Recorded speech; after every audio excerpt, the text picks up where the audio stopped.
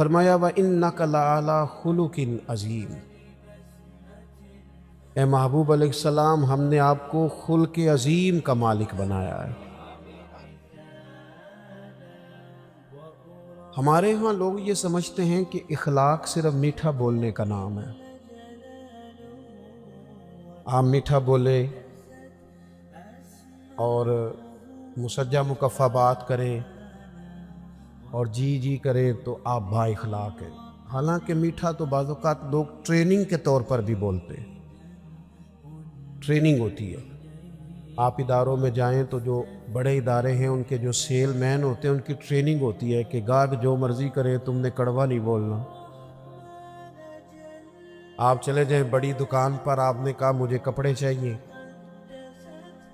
تو وہ سیل مین آپ کو سارے تھان کھول کے دکھا دیتا ہے۔ آپ نے کہا نہیں یار تیرے پاس وہ نہیں جو مجھے چاہیے، تو وہ کہتا ہے ٹھہریں کچھ پیچھے بھی پڑیں، سارے اس نے کھول دیا۔ آپ نے کہا تجھے کہا تھا نا تیرے پاس وہ نہیں ہے جن کی مجھے ضرورت ہے، تو پھر بھی آپ کو ناراض نہیں کرتا، کڑوا نہیں بولتا، کہتا ہے جناب اگلے ہفتے آئیے گا مال اور بھی آنا ہے۔ لیکن جب بندہ دکان سے نیچے اترا نا نیچے، تو پھر پتہ کیا اس نے کہا؟ کہنے لگا اس نے ایک جوڑا لینا ہے اور نخرے دیکھو کتنے۔ یہ با اخلاق نہیں۔ میری بات کی سمجھ آ رہی ہے؟ با اخلاق ہوتا تو یہ پشت کے پیچھے بھی وہی خیر کی بات کرتا جو اس نے منہ پہ کی تھی۔ یہ با اخلاق نہیں، اس کی ٹریننگ ہے کہ اپنا کام نکلوانے کے لیے کسی کے ساتھ میٹھا۔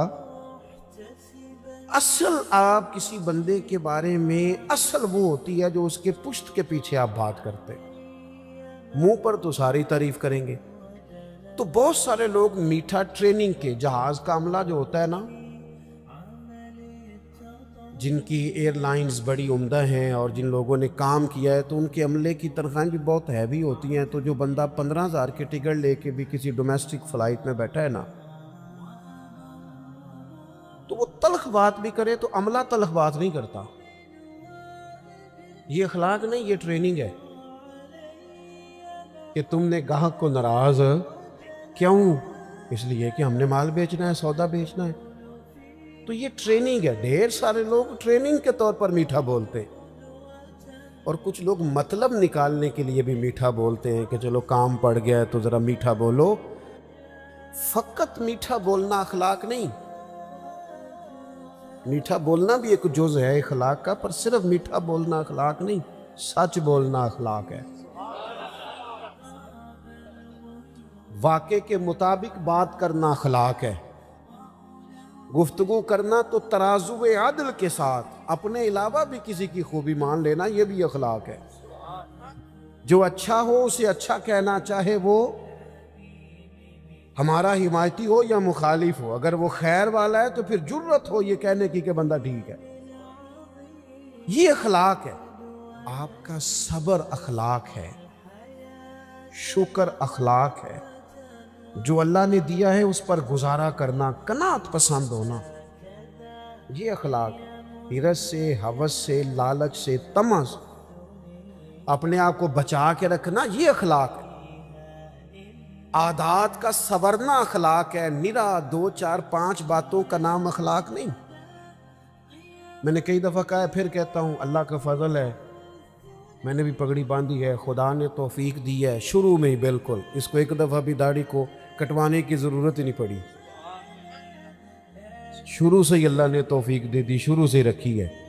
لیکن سنت شریعت کو صرف آپ پگڑی داڑھی میں باندھ نہیں کر سکتے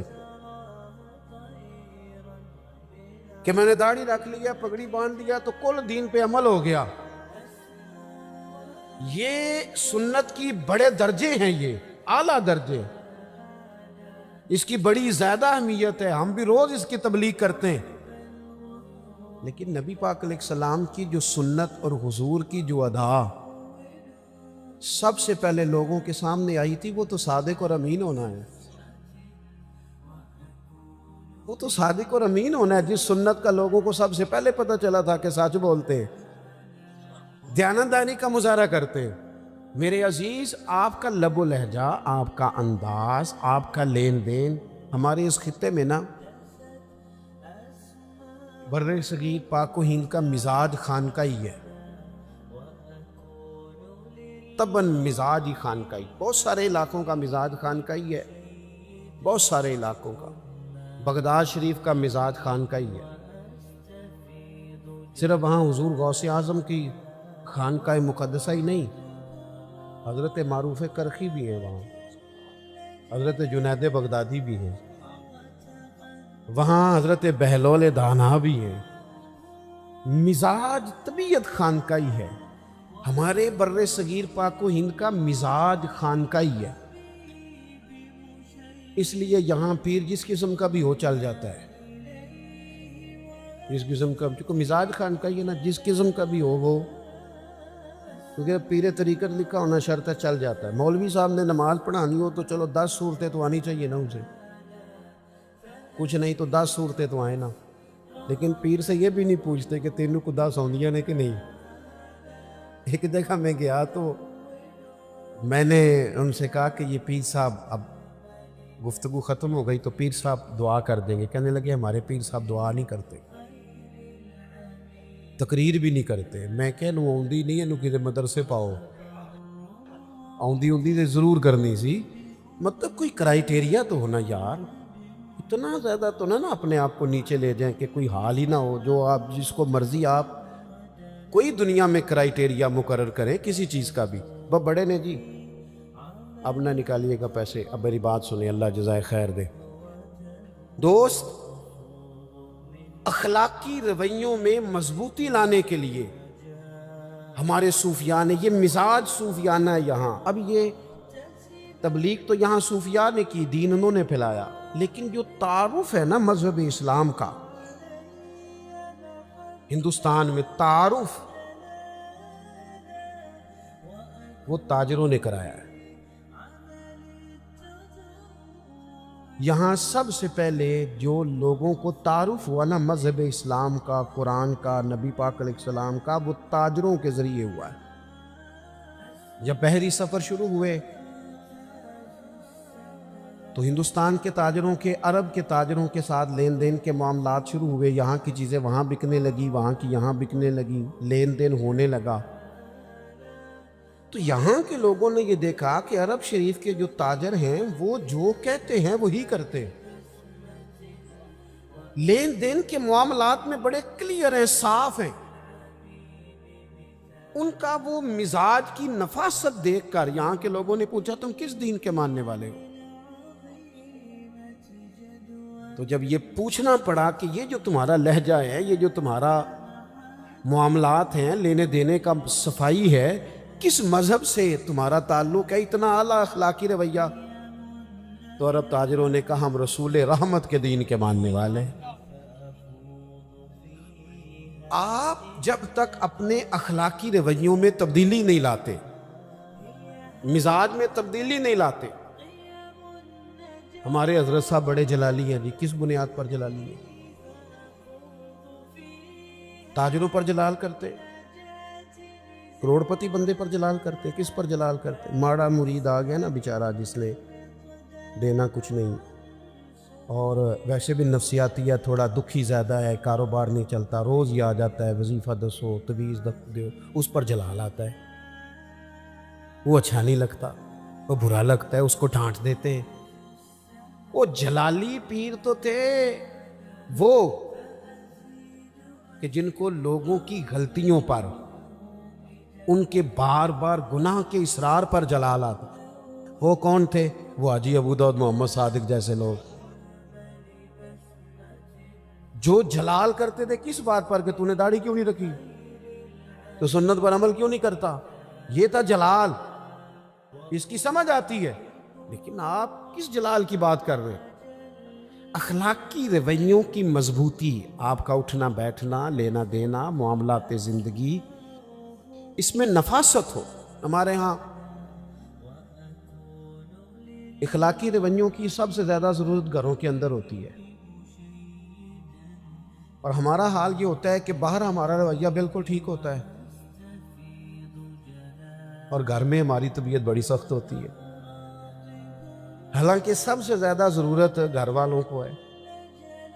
اب وہ جاج صاحب جو ہیں، جو گھر جاتے ہیں تو ان کا دل کرتا ہے گھر والے بھی کوئی فیصلہ ہی کرا لے مجھ سے، کوئی مقدمہ سناؤ تمہارا فیصلہ کروں. اور ٹیچر صاحب کہتے ہیں میں گھر جاؤں تو میرا دل ہے سارے کتابیں نکالیں کوئی سبق پڑھ لیا جائے. علامہ صاحب، مفتی صاحب، پیر صاحب، ان کو عادت ہوتی ہے ادب کرانے کی، جوتے کوئی دوسرا ہی اٹھاتا ہے اکثر. تو ان کا بھی دل کرتا ہے کہ جب میں گھر جاؤں نا بس سارے اٹھ کے کھڑے ہو جائیں. او بھائی، یہ ساری آپ کی جتنی بھی اللہ نے اعزازات دیے ہیں یہ گھر کے باہر ہیں. گھر کے اندر تو آپ بیٹے ہیں کسی کے، بھائی ہیں کسی کے، شوہر ہیں کسی کے، بیوی منتظر ہے. اس نے سارے دن کی باتیں آپ سے کرنی ہیں. وہ سب سے زیادہ خیر کا آپ کو جانتی ہے، لیکن آپ کہتے ہیں میں تھکا ہوا آیا ہوں، تو نے بات شروع کر دی ہے. تو باہر تو آپ گپے مارتے ہوئے آ رہے ہیں، یاروں سے دوستوں سے روٹیاں کھائیں، دعوتیں کھائیں، ادھر گئے، اور گھر آپ کو کہا 10 منٹ بعد سن لے. تو اول تو جناب کا موڈ ہی ٹھیک نہیں، اور اگر ٹھیک ہے تو آتے ہی موبائل کھول لیا ہے. کس کو بات سنائیں؟ اخلاقی رویے کی سب سے زیادہ ضرورت آپ کے گھر میں ہے. اللہ تعالیٰ نے سب سے زیادہ ذمہ داری آپ کی لگائی ہے. سنو میرے محبوب کا اخلاق کیا ہے. سیدہ طیبہ طاہرہ ام المومنین حضرت عائشہ صدیقہ، صدقے ان راہوں کے جہاں سے ہماری ماں چلا کرتی تھی. اس خاتون کے کیا کہنے کہ جن کے گھر آ کے رسول کریم سکون اور آرام محسوس فرماتے تھے. حضرت عائشہ صدیقہ رضی اللہ تعالیٰ. حضرت عائشہ صدیقہ کہتی ہیں ایک دن حضور مجھ سے فرمانے لگے. ضروری نہیں کہ کوئی بندہ باقاعدہ شکایت کرے، آپ لبو لہجے سے تو بھی سمجھے نا، آپ انداز سے بھی سمجھے نا کہ بات کہاں پہنچ گئی ہے. حضور ایک دن فرمانے لگے، یہ ذرا بات کو سمجھنا، ایسا نہیں کہ کوئی شکایت ہوئی، کوئی بات ہوئی، کچھ کہنا پڑا، کسی کو بتانا پڑا. حضور خود فرمانے لگے. کریم محبوب علیہ السلام فرمانے لگے، عائشہ ایک بات کروں تم سے؟ یا رسول اللہ کیجئے. فرمایا جب آپ مجھ سے ناراض ہوتی ہیں تب بھی مجھے پتہ چل جاتا ہے، اور جب آپ راضی ہوتی ہیں پھر بھی پتہ چل جاتا ہے، مجھے پتہ چل جاتا ہے. حضرت عائشہ صدیقہ کہتی ہیں میں تو چاقو چوبند ہو گئی، آنکھیں کھل گئیں. حضور یہ کیا بات ہوئی، کیسے؟ حضور فرمانے لگے بتاؤں پھر؟ عرض کی یا رسول اللہ میں اور آپ سے ناراض، بتاؤں پھر؟ یا رسول اللہ بتائیے. تو ذرا یہ بات سمجھنا، اگر آپ یہ ایک بات سمجھ گئے تو ہمارے یہاں جمع ہونے کا مسئلہ حل ہو، مقصد حل ہو گیا. حضور یار ضروری ہے کہ کوئی احتجاج ہی کرے تو بات سنی جائے. اپنے ارد گرد والوں کے جذبات کا بھی تو خیال رکھو نا، وہ کیا سوچتے ہیں کس دکھ میں. ضروری ہے کہ بہت رو کے ہی بتایا جائے تو ہم مسئلہ حل کریں. کریم محبوب فرمانے لگے عائشہ سنو، کبھی کبھی قسم اٹھاتی ہو؟ یا رسول اللہ اٹھاتی ہوں. فرمایا جب خوش ہوتی ہو نا، مجھ سے راضی ہوتی ہو، تو پھر کہتی ہو مجھے محمد عربی صلی اللہ علیہ وسلم کے رب کی قسم. اور جب تمہارے دل میں کوئی بات ہوتی ہے تو پھر کہتی ہو مجھے حضرت ابراہیم خلیل کے رب کی قسم. سیدہ طیبہ طاہرہ حضرت عائشہ کہتی ہیں میری کیفیت یہ بنی کہ میں لبوں سے ہنس رہی تھی اور آنکھوں سے رو رہی تھی. کریم یہاں تک خیال کرتے ہو لفظوں کا بھی، جملوں کا بھی، یہاں تک حضور اس قدر گہرائی میں. حضور اتنا ایک باری میری آنکھیاں چوں اونا نے اتھرو پونجے سن، ہن تے چسکا پہ گیا رونے دا، تے ہر ویلے یا ہو زاری دا. کہتی ہیں حضور سید عالم علیہ السلام کا وہ انداز کہ حضور قائل کر لیتے، محبت سے اپنی طرف مائل کر لیتے. لبوں سے ہنستی، آنکھوں سے روتی. حضور اتنا خیال رکھتے ہو، جملوں اور لفظوں تک کا احساس کرتے ہیں. عرض کرنے لگی حضور آپ بالکل ٹھیک فرما رہے ہیں، لیکن یا رسول اللہ میری نا زبان سے آپ کا نام ہی جاتا ہے، میرے دل میں ہر وقت آپ ہی موجود ہوتے ہیں. یہ ہے اخلاقی رویہ. کہ آپ کو احساس ہو اور یار دیکھو جس بندے سے ہمارا 6 مہینے بھی تعلق رہے نا کوئی تلخی آ ہی جاتی ہے. یہاں میں نے دیکھا ہے مقدس ترین سفر حرمین کا، مقدس، لوگ بڑے شوق سے مل کے جاتے ہیں، وہاں جا کے شکوے کرتے ہیں ایک دوسرے کے. پہلی بات تو یہ ہے کہ مطمئن ہونے کو تو ہم ویسے ہی تیار نہیں، اور وہاں جا کے اب تو خیر ماحول اس طرح کا ہے. کئی سال پہلے کی بات ہے، حرم کعبہ کے سامنے 2 لوگ اپنے ٹریول ایجنٹ کا شکوہ کر رہے تھے، سن لوٹ لیا سو.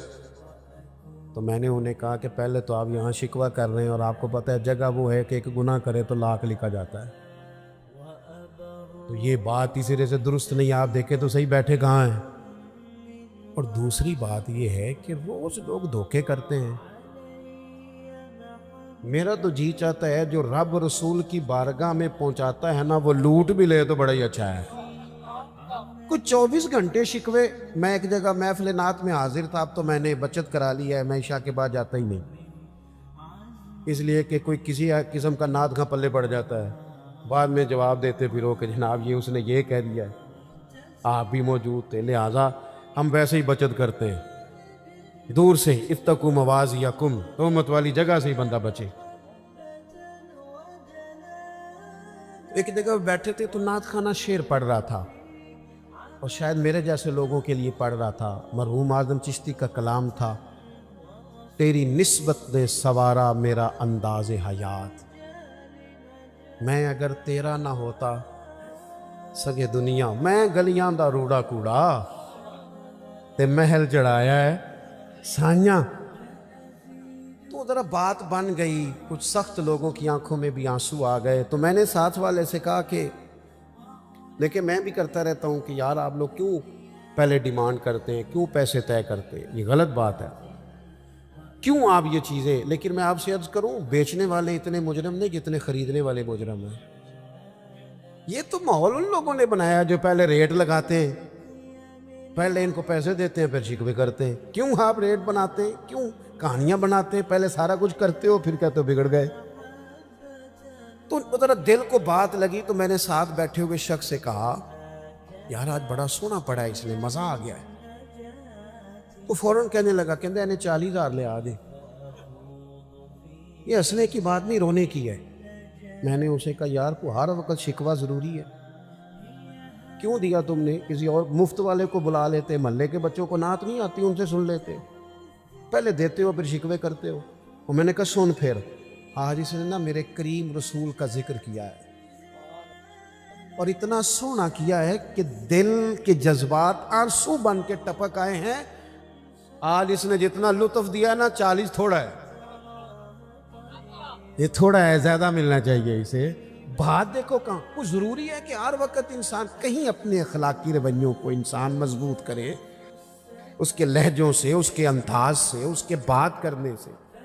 مجھے بتائیں نا، حضرت عمر تو کہتے ہیں کہ ہمارا دوست وہ ہے جو ہماری غلطیاں بتائے. جی جو ہماری غلطیاں بتائے وہ ہمارا سانو تو کدے چنگا لگتا ہی نہیں.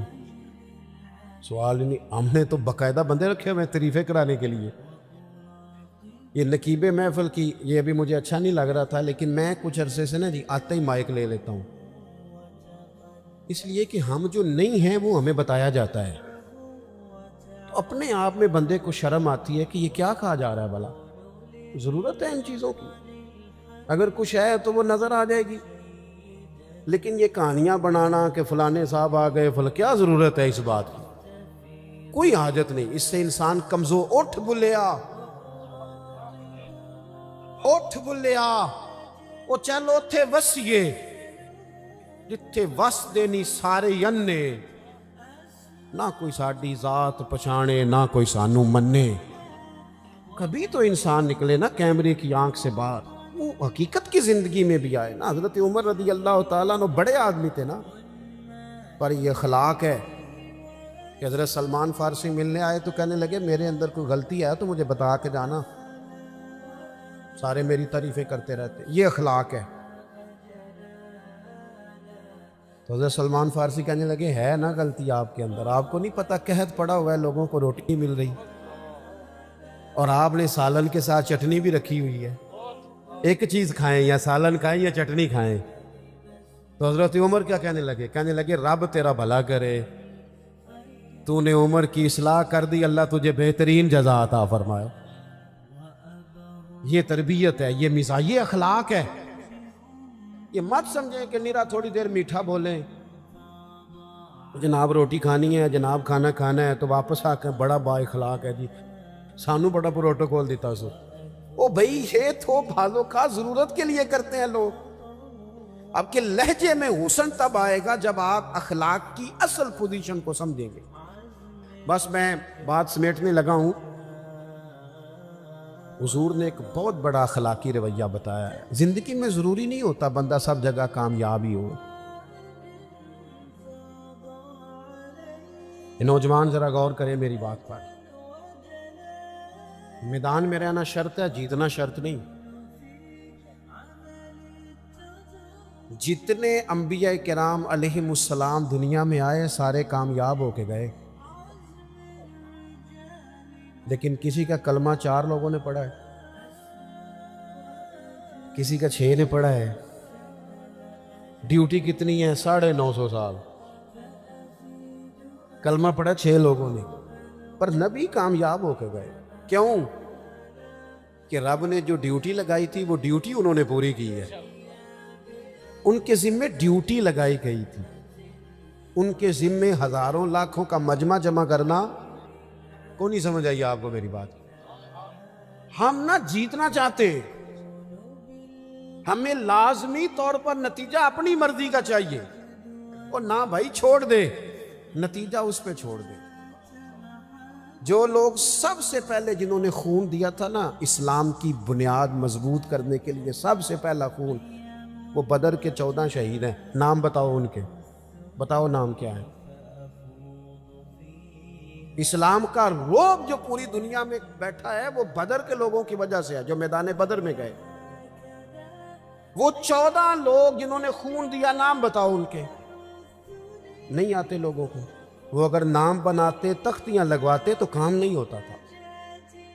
انہوں نے کہا نام اس کریم کا ہی جچتا ہے جس کریم کے سہارے ہم میدانوں میں کھڑے ہیں۔ ہم تو نہ جی کسی چکر میں ہیں، یہ اخلاقی کمزوری ہے۔ آپ اپنے حصے کی ڈیوٹی کریں، آپ ڈیوٹی کریں، اپنے حصے کی کام کریں۔ حضور نے صحابہ کو جہاں کھڑا کیا نا،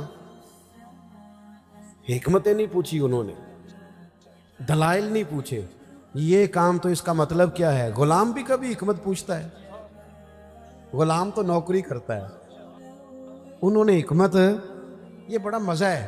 آپ کسی کی غلامی کریں تو پھر حکمتیں نہ پوچھیں، پھر دھیان سے غلامی کریں، توجہ سے غلامی۔ ہمارے ہاں لوگوں کو واضح حکم کا پتہ چل جائے تو پھر بھی تعویل کرتے، گنجائش نکالتے۔ پورا واضح حکم ہے پھر بھی گنجائش نکالیں گے۔ حضور علیہ السلام کے غلاموں کا کیا حال تھا؟ یہ ان کا رویہ تھا اخلاقی۔ نبی کریم جمعہ پڑھا رہے ہیں، خطبہ دیتے دیتے دیکھا ایک بندہ کھڑا ہو گیا ہے۔ حضور نے فرمایا بیٹھ جاؤ۔ سادی سی بات ہے، ابھی میں نے بھی کئی دوستوں سے اشارے سے کہا کہ یار بیٹھ جاؤ بیٹھ جاؤ، ماحول ذرا ٹھیک رہتا ہے۔ کریم فرمانے لگے بیٹھ جاؤ، سادی سی بات ہے۔ نام نہیں لیا حضور، نام نہیں لیا۔ یہاں تو نام لے کے کہتا ہے نا والد، بیٹا ذرا مجھے پانی پلانا، نام لے کہتا ابا جی چھوٹے کو کہہ دیں۔ حضرت شیخ ابو مرتعش ایک صوفی گزرے ہیں، صاحب رسالہ قشیریہ نے ان کا ذکر کیا۔ وہ کہتے ہیں میں حج پہ جا رہا تھا، میرا نفلی حج تھا، لوگ جمع تھے، نعرے شارے لگ رہے تھے۔ یہ بھی ایک باریک پہلو ہے اہل تصوف کے ہاں، اسے سمجھیے گا۔ میں تیار تھا، پھول شول تیار تھے، نفلی حج تھا، گھر میں بیٹھا تھا اور میں حضرت صاحب بھی تھا۔ یہ بھی بڑا مسئلہ ہوتا ہے، یہ بڑی بیماری ہوتی ہے، اللہ ماشاءاللہ۔ کہتے میں شیخ بھی تھا، تو گھر میں بیٹھے بیٹھے نا میری ابا جی نے نا مجھ سے پانی کا گلاس مانگا۔ اب حج آج کل کا نہیں، حج عمرہ آج کل کے حج سے بھی لوگ بڑے پریشان ہوتے ہیں، کہنے جی دیکھو جی بڑا تھک گئے، حالانکہ گھر سے گاڑی میں بیٹھتے ہیں، ایئرپورٹ پہ صاف ستھرے کپڑوں میں، جہاز میں کھانا ملتا ہے، وہاں نیچے اترتے ہیں تو پھر گاڑی کھڑی ہے، لیکن آپ پوچھ لے ٹینشن بڑی ہے، پریشانی بڑی ہے، پتہ نہیں کس بات کی ہے، اللہ جانے کیا ہے۔ اس وقت حج کیا تھا، 6 مہینے کا پیدل رستہ، خود کھانا ساتھ لے کے جانا ہے، پکا کے کھانا ہے، خیمہ ساتھ ہے، جہاں رات آئے گی لگا کے سونا ہے، لیکن لوگ جاتے تھے۔ شیخ ابو مرتش کہتے ہیں مشکل ترین حج، میری تیاری، نعرے لگ رہے ہیں اور پھول آ رہے ہیں اور حالات اور ہیں، گھر میں بیٹھا تھا، کل پرسوں میں نے حج پہ جانا ہے، میری اماں جی مجھ سے کہنے لگی پتر ذرا پانی کا گلاس تو دینا، تو میرے اندر سے آواز آئی کہ میں مثلا حاجی بھی ہوں اور میں شیخ بھی ہوں، تو پانی تو چھوٹا بھائی بھی دے سکتا ہے۔ کہتے میں چھوٹے بھائی سے کہا امی جی کو پانی دینا، وہ پانی لے آیا، تو فوراً میرے دل نے مجھ سے کہا شیخ سینکڑوں میل کا پیدل حج تیرے لیے آسان ہے اور ماں کو پانی دینا تیرے لیے مشکل ہے، سچ بتا یہ حج اللہ کی رضا کے لیے کر رہا ہے یا حاجی کہلوانے کے لیے کر رہا ہے؟ ماں کی خدمت پر چونکہ پھول نہیں برسنے، نعرے نہیں لگنے، لوگوں نے لمبی چوڑی باتیں نہیں کرنی، اس لیے تیرے لیے مشکل ہو رہا ہے۔ فرمانے لگے میں نے اس حج کا ارادہ ترک کیا اور میں نے ماں سے کہا ماں پہلے پورا سال تیری ڈیوٹی کروں گا، پھر تو دعا دے گی تو اگلے سال حج کرنے جاؤں گا۔ بلے شاہ تو آسمانی اڈدیاں پھڑنا ہے، آج جڑا گھر بیٹھا انہوں تو پھڑیا ہی نہیں۔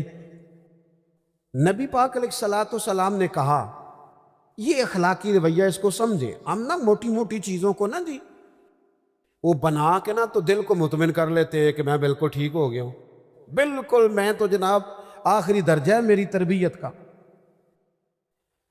حضور علیہ السلام نے نا کہا بیٹھ جاؤ، ایک صحابی سے کہا تھا وہ بیٹھ گئے، لیکن چونکہ مطلق فرمایا کسی کا نام نہیں لیا تو ایک صحابی مسجد کے اس کونے میں تھے، ان کے کانوں میں آواز گئی تو وہیں بیٹھ گئے، ایک اس کونے میں تھے ان کے کان میں آواز گئی تو وہ وہیں سننا۔ یہ وہ لوگ ہیں جنہوں نے دنیا کو بدل کے رکھ دیا، یہ کوئی ایسے لوگ نہیں کہ بالکل سیدھے سادھے آپ جو کہیں گے، ایسا نہیں، یہ معاملہ فہم ہے، بصیرت والے ہیں، دنیا کو بدلنے والے ہیں، لیکن انہوں نے اپنے شعور سے یہ طے کر لیا تھا کیا بلا کہ جو کریم کہیں گے ہم نے وہی کرنا ہے، یہ طے کر لیا تھا۔ یہ ہوتا ہے اخلاقی رویہ کہ آپ سمجھدار ہوں تو فیصلے سیانے کریں۔ ایک صحابی بنو غنم میں تھے، ابھی ان کے کانوں میں آواز گئی بیٹھ جاؤ، وہیں بیٹھ گئے، نماز مکمل ہوئی تو کریم فرمانے لگے آپ کہاں تھے؟ حضور وہ آپ کی آواز آئی تھی بیٹھ جاؤ تو میں وہیں بیٹھ گیا، آپ کہاں تھے؟ یا رسول اللہ بنو غنم میں کانوں میں آواز گئی، آپ کہاں تھے؟ حضور فلانے کونے میں۔ تو کریم فرمانے لگے نہ آپ سے کہا، نہ آپ سے کہا، نہ آپ سے کہا، میں نے تو ان سے کہا تھا۔ ادب ہے، خاموشی ہے، سناٹا ہے، غلامی کا لطف ہے،